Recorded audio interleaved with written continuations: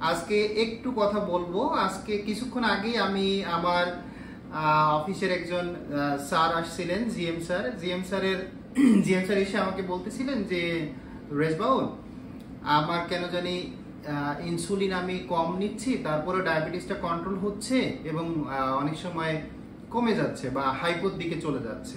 তাহলে কি কারণ হতে পারে? তো এটা নিয়ে একটু কথা বলবো। আসলে আমাদের দেশের কিডনির যে রোগীগুলো পাওয়া যাচ্ছে, যারা কিডনি রোগী অলরেডি আছেন, তাদের সাথে প্রতি বছর প্রায় 2.5 লক্ষ করে কিডনি রোগী যোগ হচ্ছেন শুধুমাত্র আনকন্ট্রোল ডায়াবেটিস এবং আনকন্ট্রোল হাইপার টেনশনের কারণে। That's very alarming. তো বিষয়টা হলো, আমাদের শরীরে যে ইনসুলিন বাইরে থেকে যারা নেয় ডায়াবেটিস রোগীরা, এই ইনসুলিনটা মেটাবলিজম হয় কিডনিতে। খুব মনোযোগ দেন, ইনসুলিনটা মেটাবলিজম হয় কিডনিতে। এখন কিডনি যদি খারাপ হয়, মানে সিকেডির রোগী বা ক্রনিক কিডনি ডিজিজের রোগীদের ক্ষেত্রে ইনসুলিনের হাফ লাইফটা বেড়ে যায়, অর্থাৎ ইনসুলিনটা অনেকক্ষণ শরীরে থাকে এবং কাজ করে।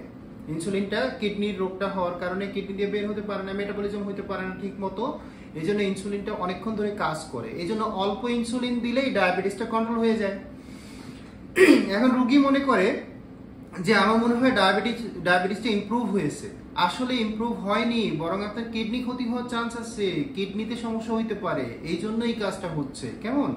তো অনেক সময় এইরকম রোগীগুলা সিকেডির রোগী অনেক সময় যদি সেম ডোজে ইনসুলিন নেয়, তাহলে দেখা যায় যে গ্লাইসেমিয়া নিয়ে আসতে পারে বা গ্লুকোজ শূন্য হয়ে যায় শরীরের মধ্যে, এই সমস্যা নিয়ে আসতে পারে।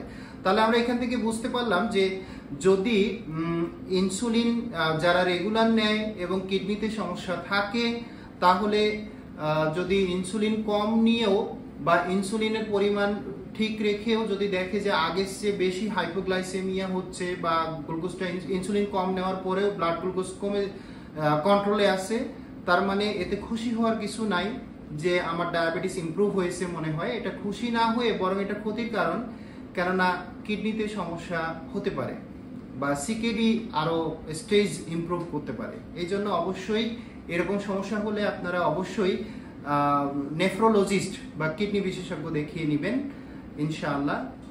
সবাই ভালো থাকবেন, সুস্থ থাকবেন। আসসালামু আলাইকুম।